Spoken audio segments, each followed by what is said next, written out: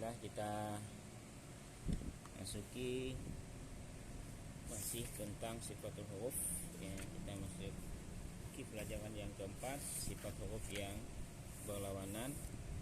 Yang pertama yaitu hamas al-jahar, huruf hamas pahat tahu syahsun sakat.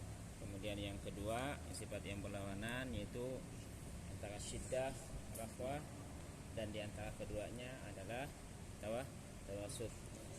Huruf syiddah yaitu ajid qatin bakat, sementara huruf tawasud lin ya, kemarin kita juga sudah belajar tentang sifat isti'la, yang lawannya adalah al istifal.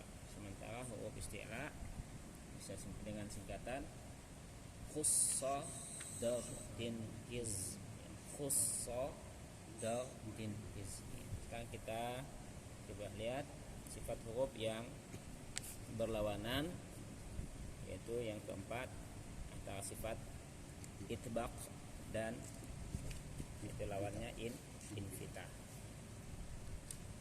Jadi sifat itbaq adalah terangkatnya punggung atau lingkaran lidah saat melafazkan huruf hingga menempel ke langit-langit atas, sehingga menggema terbatas di antara pangkal lidah dan langit-langit atas. Contoh sob, jadi naik kan sad.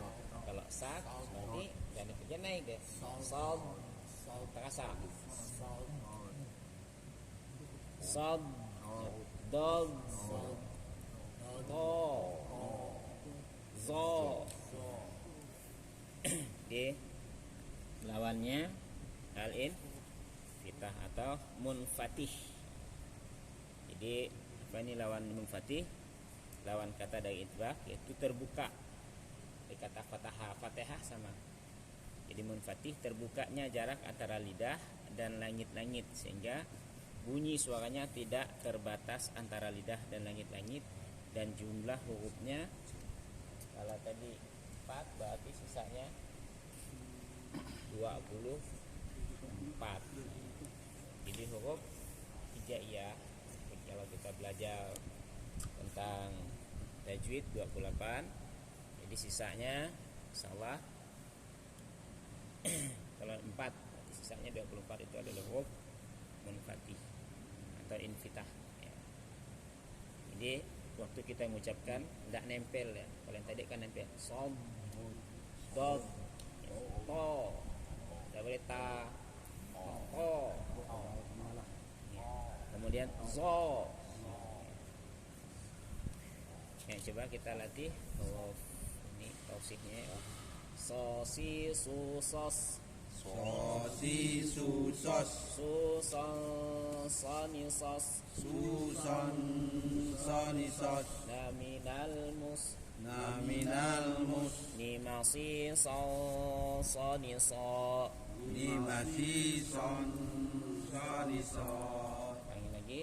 So si su sos, so si su sos, su son soni sos, su son soni sos, naminal mus, naminal mus, ni masi so soni so, ni masi son soni so, soni so. soni so. Apa beda soni so dengan soni so? Soni so. Dengan bedanya?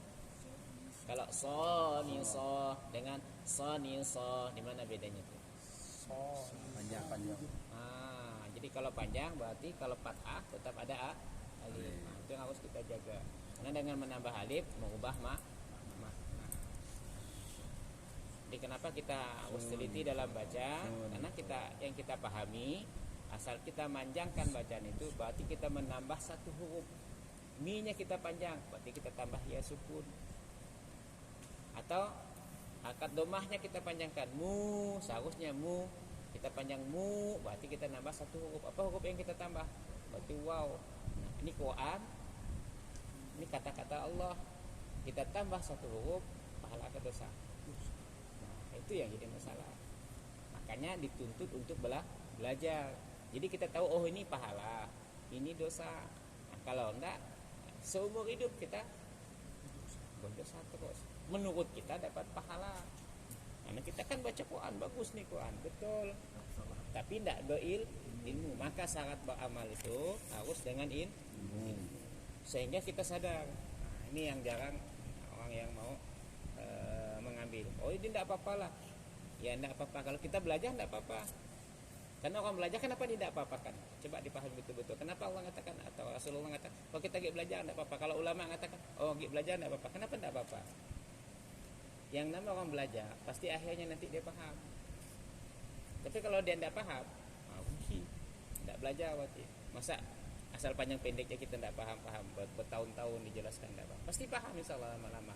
Nah, cuman untuk melatih dalam baca kan ini perlu latihan nih. Nah, jadi tidak bisa serta-merta dengan kita belajar langsung paham, langsung bisa, belum tentu. Itu proses. Maka kunci amal itu harus dengan ilmu. Disebut amal karena berilmu. Ini bagaimana beramal, ilmunya tidak ada, kan awak kacau di dunia. Nah, itu yang banyak yang terjadi di sesama kita. Ya. Mudah-mudahan kita bisa. Cuman menyampaikannya dengan cara yang baik. Jangan orang baca salah, kita langsung protes salah. Yang repot nanti bikin kelahi. Harus dengan mau izatul hasanah. Insyaallah. Dot, yang sekarang dot. Dodi dudod. Dodi dudod. Dod. Nanti ada di sampingnya sifat dot istitolah. Nah, baru kita paham. Jadi ngapa baca dodi dudod? Bukan dodi dudod. Dodi dudod. Karena sifat istitolah.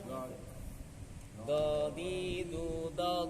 1 2 3. Dodi dudod. Dudan doni dod. Dudan doni dod.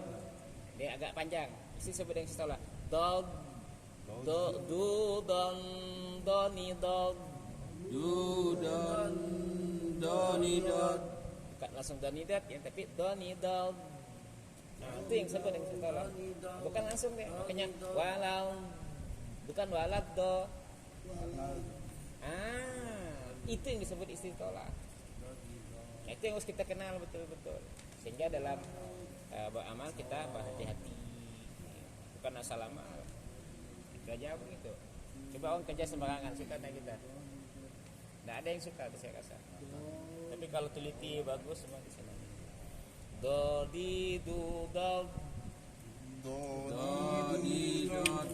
Dudan doni dod.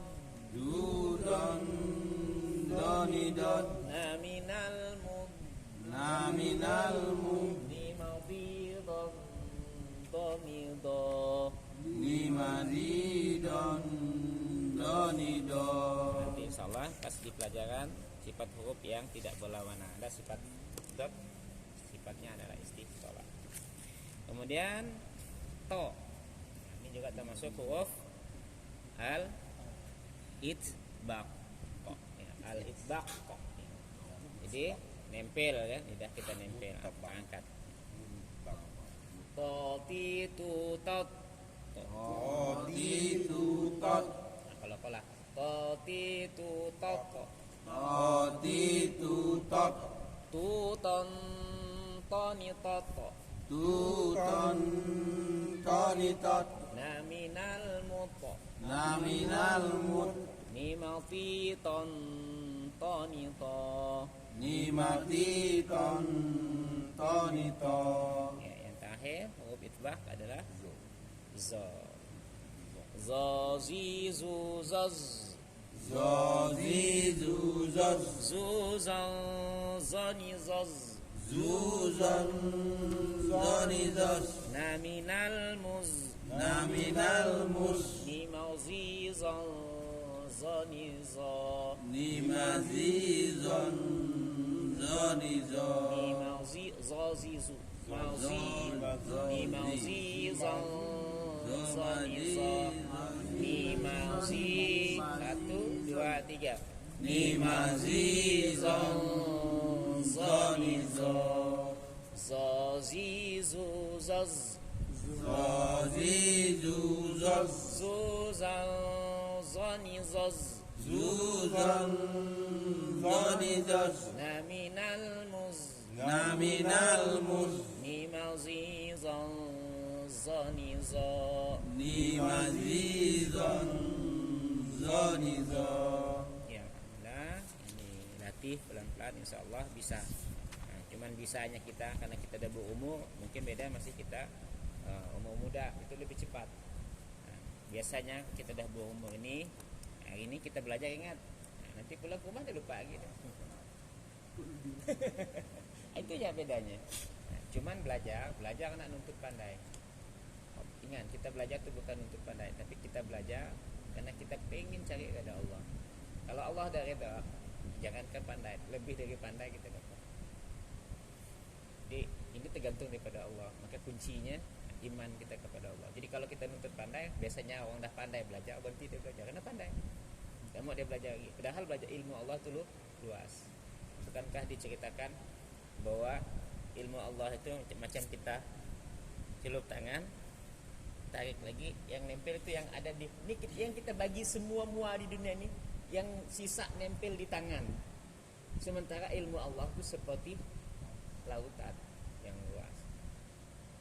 Makanya kalau kita lihat kita pas ngomong dengan orang yang agak tinggi ilmu malu kita. Kenapa? Ketahuan ilmu kita tidak ada apa-apanya. Kan pandangan kita itu kalau tidak ada ilmunya susah. Maka untuk mandang sesuatu kan harus ada ilmunya.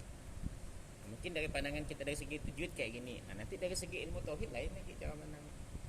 Dari segi yang lain fikih lain lagi cara pandangnya. Maka di situ pentingnya kita belajar. Jadi tidak bukan satu itu aja kita mandang. Maka kata Sayyidina Ali mandang itu pertama dari pandang dari depan, pandang di belakang, samping kanan, samping kiri, di atas, di bawah, di dalamnya dipandang. Barulah kita tahu hakikat. Jadi ilmu hakikat itu sudah dipandang dari segala sudut. Jadi bukan hanya satu kali pandang, oh ini sama dengan kita bilang ini unta. Apa tuh unta? Oh kalau yang namanya unta lehernya panjang. Apakah semua leher panjang unta? Angsa juga panjang. Jadi kan itu perlu pemahaman yang betul. Wallahu alam. Salah kita lanjut ke bacaan surah kita. Alhamdulillah kita sudah selesai surah Al-Asr. Jadi ada yang dua yang belum